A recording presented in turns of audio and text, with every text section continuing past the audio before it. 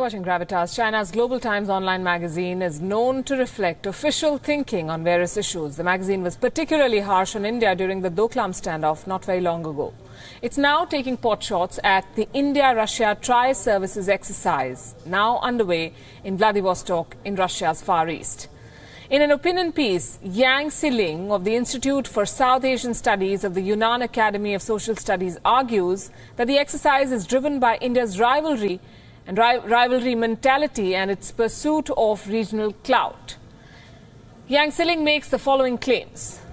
India sees Northeast Asia bordering China as an area to build its influence. The tri-service exercise is directed at China. India is hoping to wean Russia away from China. It is also using the exercise to balance its ties with Russia and the US.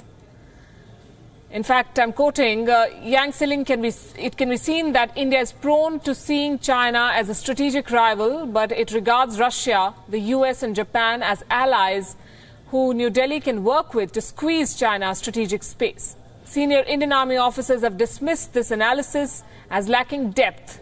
They pointed out that such drills serve a very common sense purpose.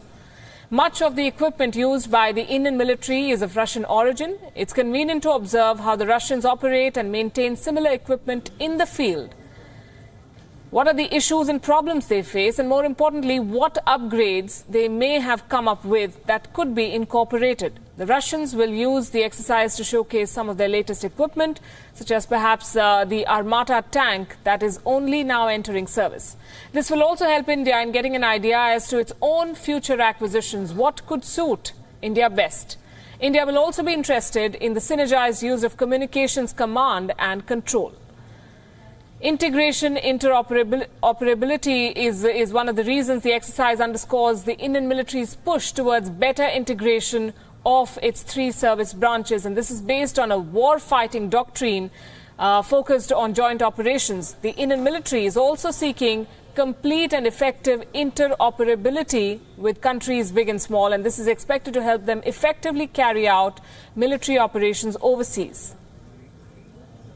हम लोग जब exercises करते हैं, this is the age of multilateral engagements. The aim of this exercise is that if we happen to be deployed in a foreign land, along with their armed forces, and carry out military and humanitarian assistance operations, then this kind of exercise would ensure a better interoperability. तो हम बहुत कम समय में एक दूसरे के साथ coordinate कर सकें.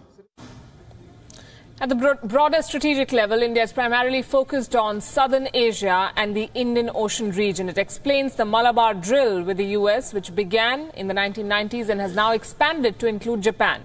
India is less interested in the Western Pacific. Global Times appears to be driving an agenda which has no basis. In fact, let's look at what is the point of these military exercises. The first ever tri-services military drill between India and Russia, as we said, has started today. These drills will be held in Vladivostok and will see the Army, the Navy and the Air Force of both nations in a 10-day-long exercise. There are 400 Indian personnel who are participating. 1,000 troops from the host country are taking part in one of the largest defense partners.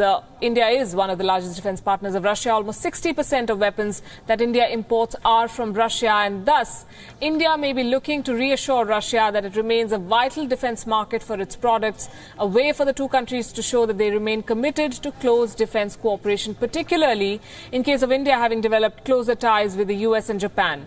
Recently, in fact, the objective of this exercise is to suppress international terrorist operations under the UN mandate and achieve closer coordination between the tri-services of the two countries. These drills come at a time when India's ties with China, remember, have nosedived over the border dispute, and when India's ties with Pakistan have deteriorated further over cross-border terrorism. Being held very close to China, it seems to suggest India may use Russia to hold China at bay, and the exercise also comes a month after the Russia-Pakistan military drills, which were called the Druzhba 2017. And on your screens are exclusive images of this exercise that is currently underway.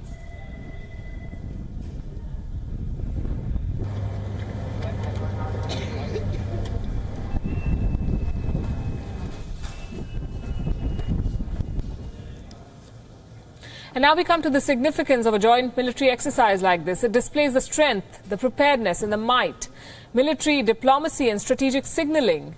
It's a key confidence-building measure that prepares for joint operations. And how is a joint military drill really struck? How do we decide which country we want these operations with? Services decide on benefit of a drill with a particular country. They send a proposal to the Ministry of Defence. The Defence Ministry then looks at the pros and cons and clears the proposal. These drills usually are with countries which have existing defence ties with India. Over the years, the Indian Navy, the Air Force and the Army have carried out numerous joint drills. Malabar is a joint exercise of the navies of the US and India. Varun is the joint exercise of the navies of France and India. Konkan is the joint exercise of the navies of Britain and India.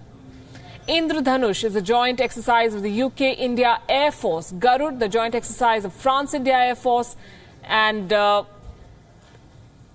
Indra is the joint aerial exercise of Russia and India. Yuddh Abhyas is another joint exercise. This is between the armies of America and India. Shakti is between the armies of India and France. Hand in Hand is a joint exercise of armies, interestingly, of China and India.